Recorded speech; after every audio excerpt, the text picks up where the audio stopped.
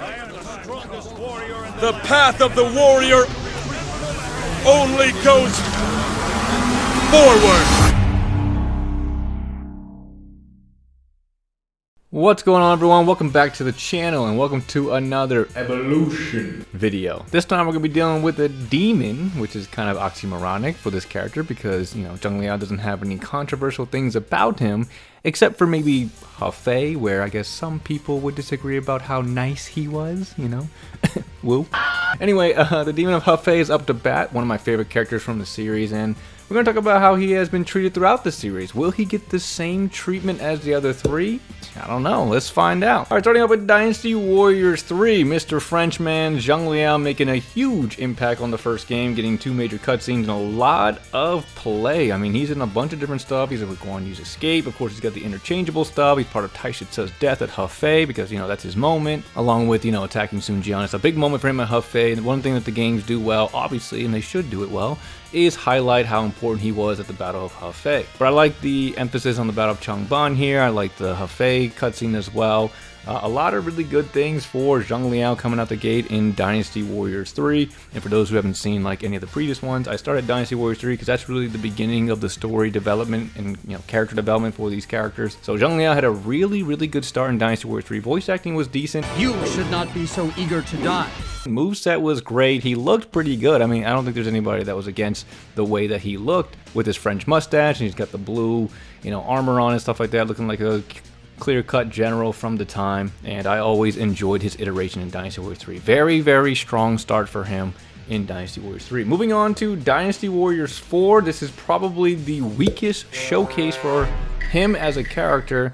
He does get a major cutscene with Lu Bu side, which is really cool to see. It's always nice to see again how Lu Bu kind of honors, you know, Zhang Liao. You know, you're sharing the spotlight with a character like that Lu Bu, I would say, subtly respects and everything, at least in that cutscene.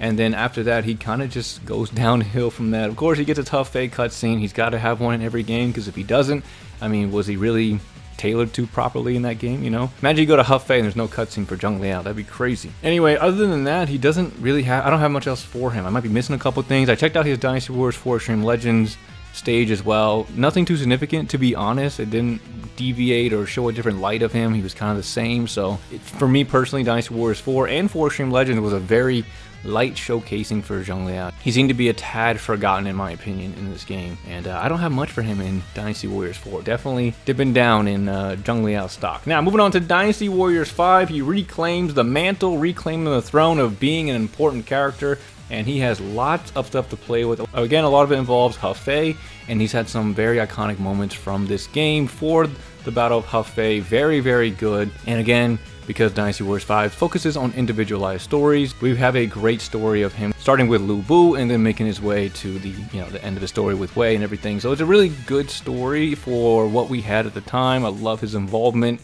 with both kingdoms and kind of telling his origin story in a way, in a condensed form, which was really fun to watch. A lot of great moments for him. Still looking great, and he's pretty much looked the same, fought the same and everything in 3, 4, and 5. That's going to be the theme for all the characters. They're all going to be pretty much the same up until the new quote-unquote generation when Dynasty Warriors 6 hit. But yeah, Dynasty Warriors 5, Zhang Liao was probably one of the best iterations for him. His moveset got faster. He was just a cleaner, more intimidating character. It really fleshed out the monstrosity of who he was and that quote-unquote demon side that he can bring out in order to achieve the goals necessary for his thing. I mean, come on, the Hefei cutscene is absolutely legendary. Anyway, moving on to next up, Dynasty Warriors 6, Zhang Liao. For me, this is one of the best versions of this character as his story gets fully fleshed out in, of course, a hypothetical fashion, but it's still a full fleshed out story where he gets tons of emotions, character development, and the introduction into the philosophical side of the character, which is always really fun to see. This is a great character development for this character to the point where it was really fun to watch. Starts off as a character who was questioning his path and who he's supposed to be on the battlefield, and it's just a really nice place to be. You got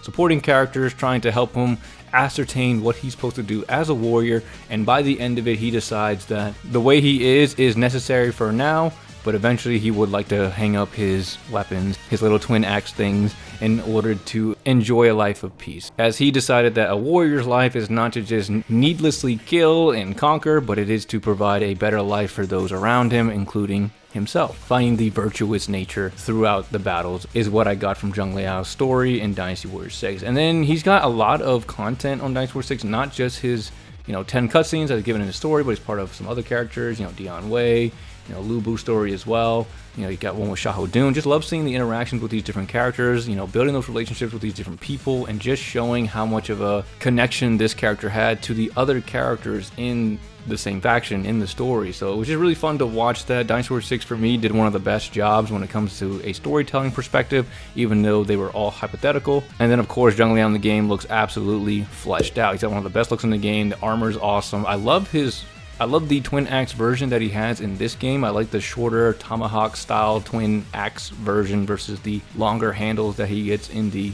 next game. But for me, Dynasty Warriors 6 Zhang Liao is probably my favorite version of him.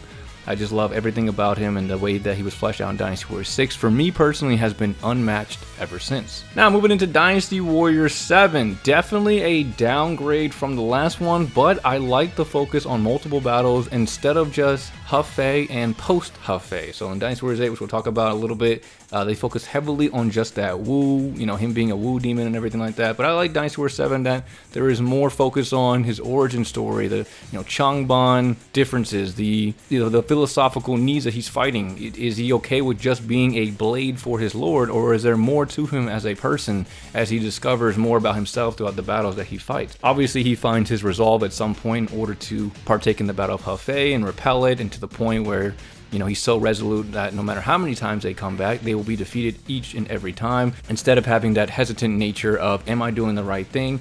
He's finally resolved, and we get to see that nice little showcase of him in Dynasty Warriors 7. But still, in my opinion, for Dynasty Warriors 6, I think they did a much better job with the story, even though Dynasty Warriors 7 is hailed as being a overall better story in general for the game.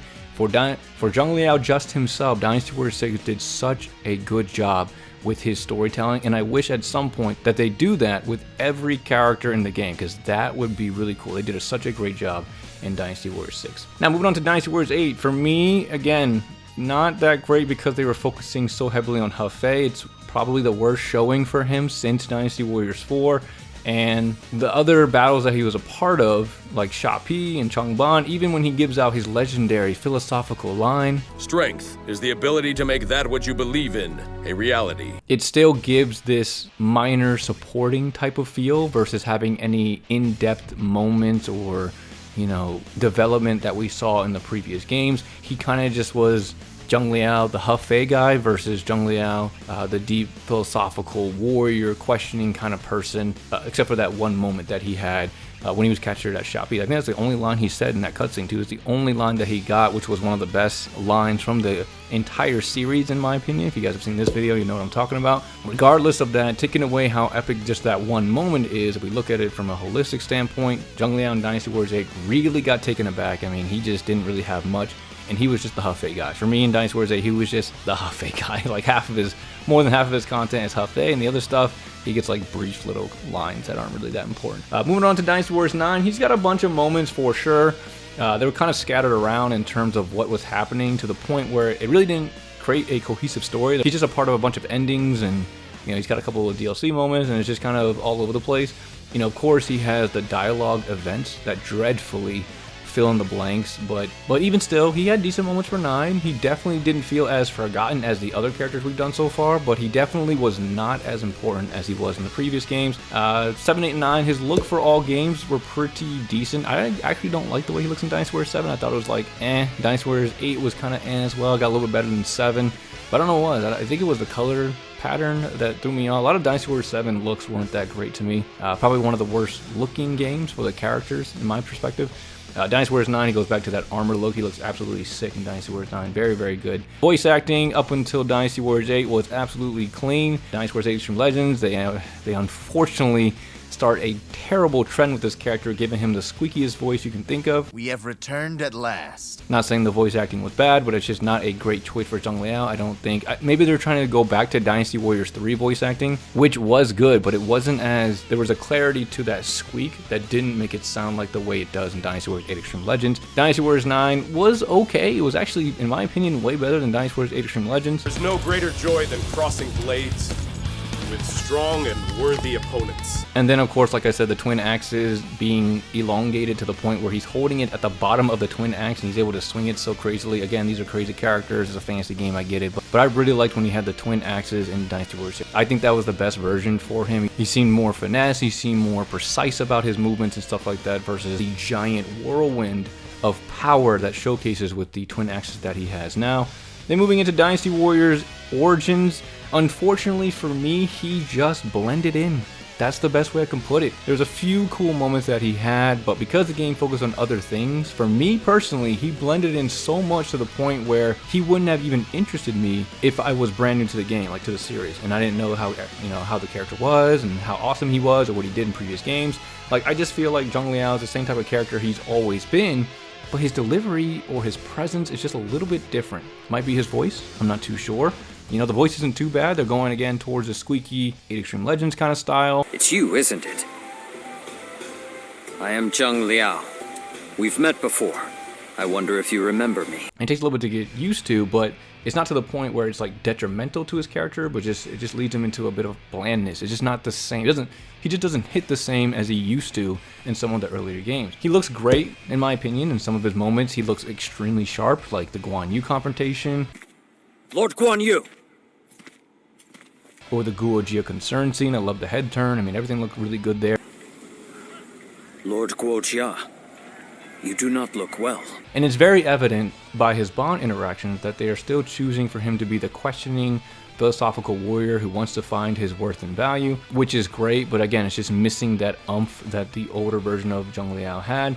I love his relationships depicted with Shu Huang and Guan Yu and other like-minded warriors, but he just seems a bit more bland personality-wise, and maybe that's because his shining moment hasn't been shown yet, but he just still feels like an emptier version of himself in this game, and it honestly kind of shakes his core with me on him being my #1 favorite character, at least from an Origins perspective. So, like, if you've seen my favorite Origins character video, my top 10, you'll notice he's not even on that list. So overall, #1 character for me for Dynasty Warriors is up for grabs right now, because I don't know if it's still Zhang Liao. When I think of #1 character Zhang Liao, I think of Dynasty Warriors 4 through Dynasty Warriors 8 Zhang Liao. That's my #1 character. Dynasty Warriors 6 was such a good version for him, and I love Dynasty Warriors 3 and 5 as well. His moveset in the game, which I guess we can talk about because he technically has a moveset that we can use, is pretty good in the game. I mean, I like the gameplay in Dynasty Warriors Origins very, very much. It's probably the most fun I've had with the twin axes since they've been introduced since Dynasty Warriors 6, and I don't have anything to really complain about. I think he looks great and he fights great in Dynasty Warriors Origins. But yeah, guys, that's pretty much all I have for his evolution. If I had to summarize everything in one thing for him, I think he wasn't treated as badly as the first 3, but he doesn't feel as full as he used to be